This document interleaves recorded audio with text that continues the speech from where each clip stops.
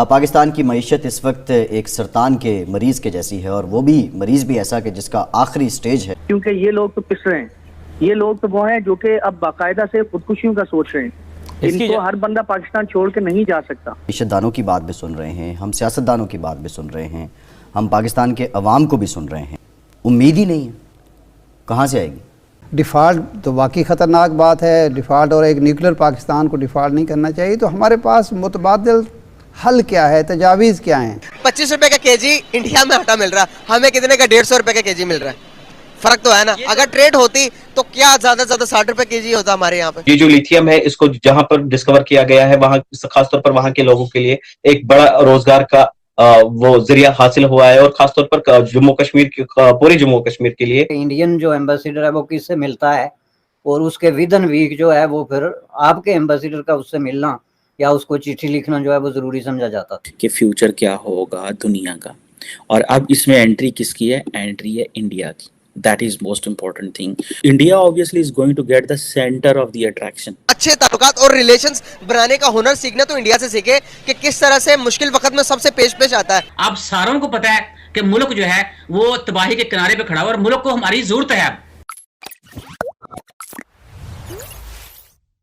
जय हिंद दोस्तों, स्वागत है आपका सोशल फैक्ट्स वाईडी में। और दोस्तों, पाकिस्तान के हालात दिन ब दिन बदतर होते जा रहे हैं। आईएमएफ ने जब से इनको बोला है कि हम लोग आपको लोन नहीं दे सकते, आपको लोन मिलेगा तो अमेरिका की इजाजत से मिलेगा, अमेरिका पता नहीं कौन से समझौते पर इनके साइन करवाएगा, तब जाकर इनको लोन मिलेगा। और हमेशा खोखली बढ़ के मारने वाला पाकिस्तान मीडिया अब नाउम्मीदी की बातें कर रहा है। पाकिस्तान के लोगों की और पाकिस्तानी मीडिया की उम्मीदें टूटती नजर आ रही हैं। ये लोग अपने धर्म के लिए इतने जुनूनी हो चुके हैं कि इनको सही और गलत की परख या फिर सही और गलत की पहचान ही नहीं रही। और अब जो हमने नई अपडेट सुनी है कि जम्मू कश्मीर में लिथियम मिला है, जो कि भारत के लिए एक जैकपॉट है, क्योंकि आने वाला जो समय है, आने वाला जो जमाना है वो इलेक्ट्रिक कार्स का है।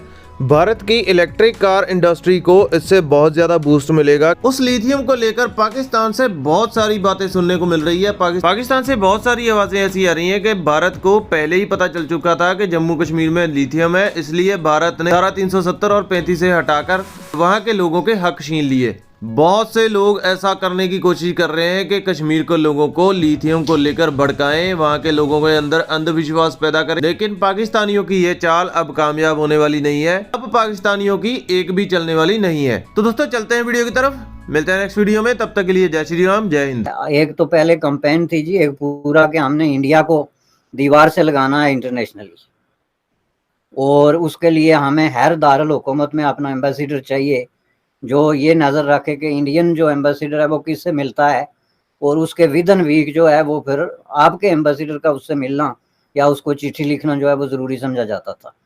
तो वो एक कोल्ड वार की सिचुएशन थी जो इंडिया पाकिस्तान के दरमियान कश्मीर इशू के हवाले से। कश्मीर इशू पे प्रैक्टिकली आपने सरेंडर कर दिया, और वजारत खारजा ने पर जो है वो ऑफिशियली सरेंडर कर दिया है, चूँकि अब इस पर वो एक खामोश तमाशाई का रोल अदा कर रहे हैं।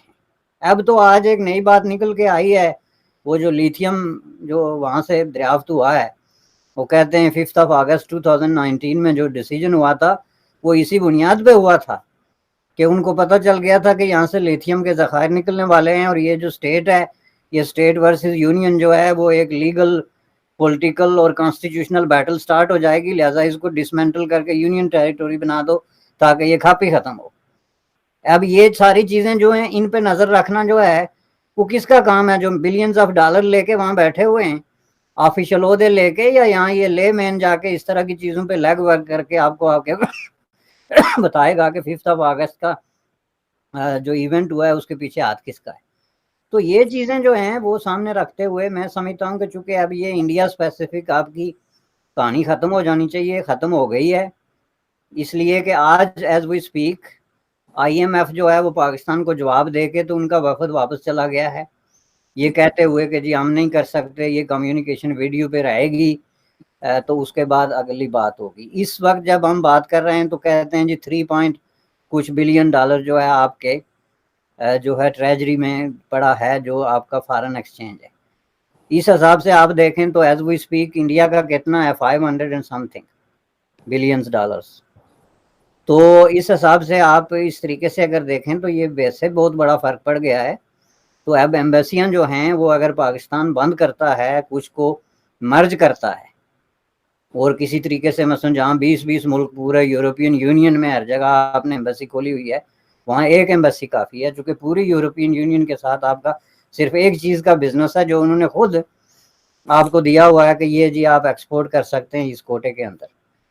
और जो आपकी डिप्लोमेटिक फेलियर है वो बिल्कुल क्लियर है कि यूरोप में कश्मीर इशू के हवाले से या जो भी आपका पसंदीदा इशू है उसमें यूरोप का एक वाज़ेह किस्म का झुकाव जो है वो इंडिया की तरफ क्लियरली हो चुका है। तो उसके बाद फिर आप किस उम्मीद पे ये जो है जो इस तरह के इतने बड़े खर्चे खोल के तो आप बैठे हुए हैं, तो मैं समझता हूँ कि ये बहुत अच्छी तजवीज़ है। हमारे यहाँ ये होता है कि हम सरसों जो है वो हथेली पे जमाने की बात करते हैं। जी जी। हमारी कोशिश ये होती है कि जो पॉलिसी हम वो अलादीन की छड़ी की तरह से फौरन जो है ना वो मैजिक हो। और मैजिक मैं आपके प्रोग्राम की वसातत से बता दूं, पहले भी मैंने बताया था कि पाकिस्तान की इकोनॉमी में मैजिक नहीं होने जा रहा। आपके प्रोग्राम में मैंने चंद महीने पहले बताया था कि डॉलर चला जाएगा तकरीबन 250 से ऊपर, देख लें चला गया। और मैं दोबारा बता रहा हूँ कि आपका डॉलर और दूसरे जो माशी इशारे हैं वो इसी तरह से वर्सन ऑफ होने जा रहे हैं। डॉलर 300 क्रॉस करने जा रहा है। शुभ बोले, मतलब अच्छा बोले, आप भी क्या बात करना जा रहा है।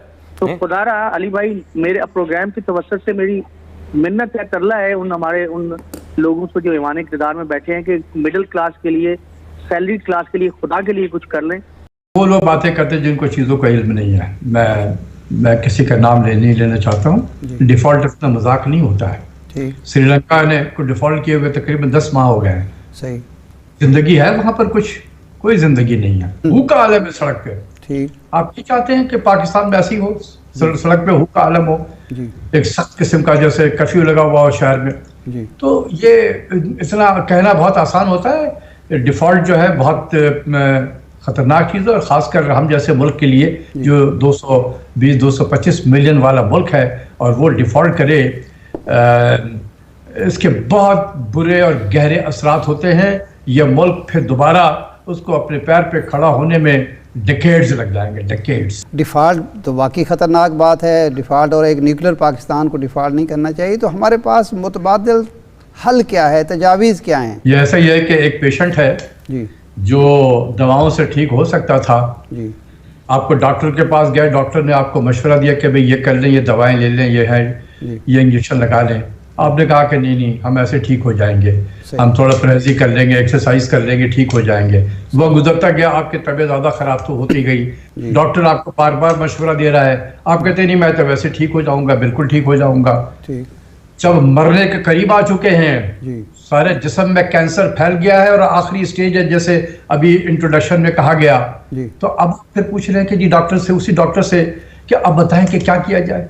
जो 4 साल से आपको कह रहे थे दवा खाएं, इलाज करें अपना खुद, उस वक्त तो नहीं किया, जब मरने के करीब आ गए हैं। तो मैं तो सिर्फ यही कहूँगा कि 2-4 किनू के वो होते हैं ना, काश वो आपके मुंह पर डाल दिया जाए ताकि मरने से पहले कोई किनू का मजा लेकर फिर आप चले जाए इस दुनिया से।